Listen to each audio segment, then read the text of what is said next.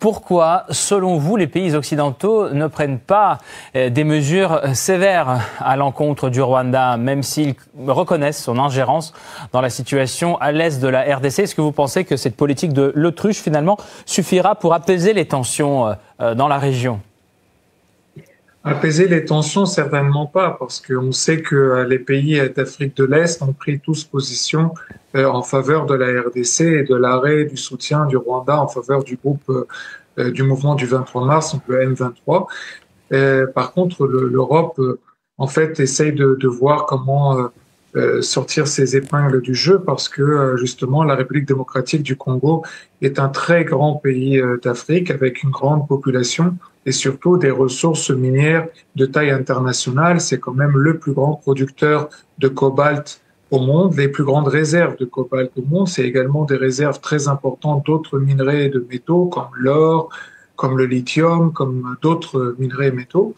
Et donc, l'Europe sait que le Rwanda va continuer à maintenir sa présence à l'est du pays.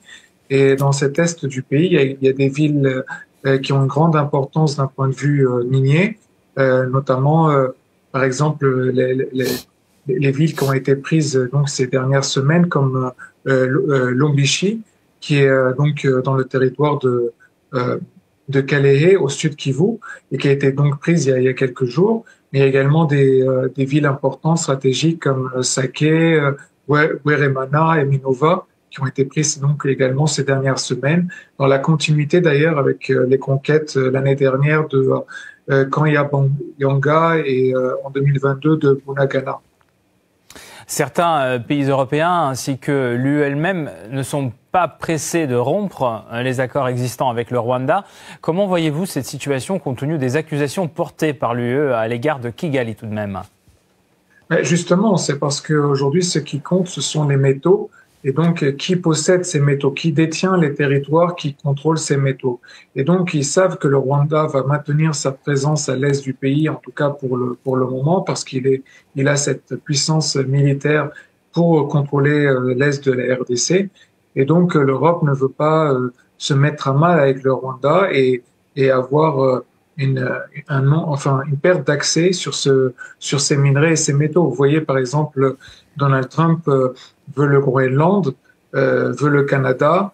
Il y a la question de la RDC. Ce sont partout, on le voit, des guerres maintenant, non plus seulement pour le pétrole et le gaz, mais aujourd'hui de plus en plus pour les minerais, les métaux, les terres rares, le cobalt et toutes sortes de métaux stratégiques. Monsieur Fayad, historiquement, la France a des relations plus étroites avec la RDC et le Royaume-Uni qu'avec le Rwanda. Et ce conflit pourrait-il compliquer les relations entre Paris et Londres, par exemple?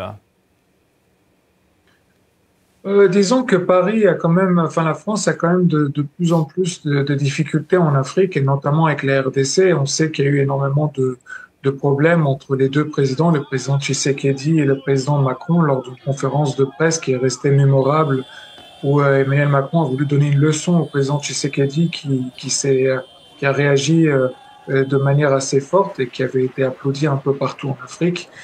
Donc, il y a quand même cet aspect-là. Puis la France a déjà perdu pied quelquefois en RDC par le passé. On se rappelle justement quand Mobutu avait été renversé par Laurent Désiré Kabila. Laurent Désiré Kabila avait le soutien américain et britannique. Et ensuite, la France était revenue dans le jeu avec Joseph Kabila. Mais maintenant, donc, avec le président Tshisekedi, les choses sont différentes.